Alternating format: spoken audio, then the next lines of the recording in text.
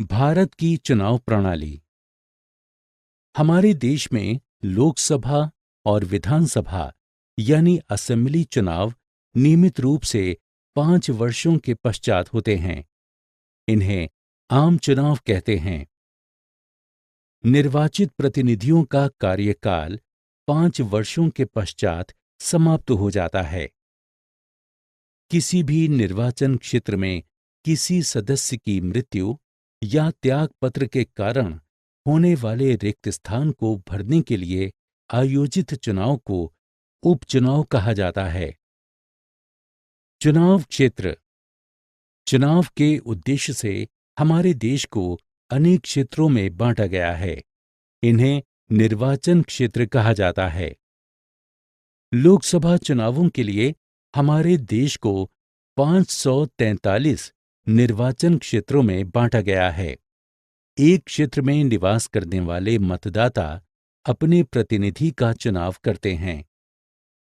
प्रत्येक निर्वाचन क्षेत्र से चुने गए प्रतिनिधियों को संसद सदस्य या एमपी कहते हैं।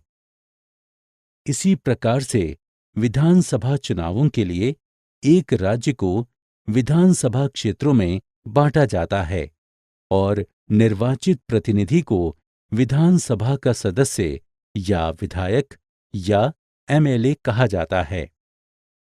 प्रत्येक संसदीय क्षेत्र को कई विधानसभा निर्वाचन क्षेत्रों में बांटा जाता है। पंचायतों और नगर पालिकाओं के चुनावों में भी इसी तरीके को अपनाया जाता है। प्रत्येक गांव या शहर को वार्डों में बांटा जाता है। इन वार्डों से एक प्रतिनिधि का चुनाव किया जाता है। आरक्षित निर्वाचन क्षेत्र।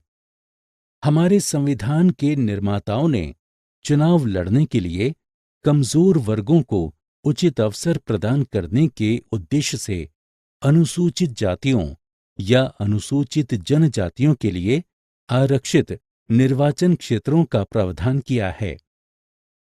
केवल एससी या एसटी उम्मीदवार ही आरक्षित निर्वाचन क्षेत्र से चुनाव लड़ सकते हैं। 1 सितंबर 2012 तक लोकसभा में एससी के लिए 84 और एसटी के लिए 47 सीटें आरक्षित थीं। ओबीसी यानी अन्य पिछड़ा वर्ग को भी स्थानीय निकायों के चुनावों में आरक्षण प्राप्त है।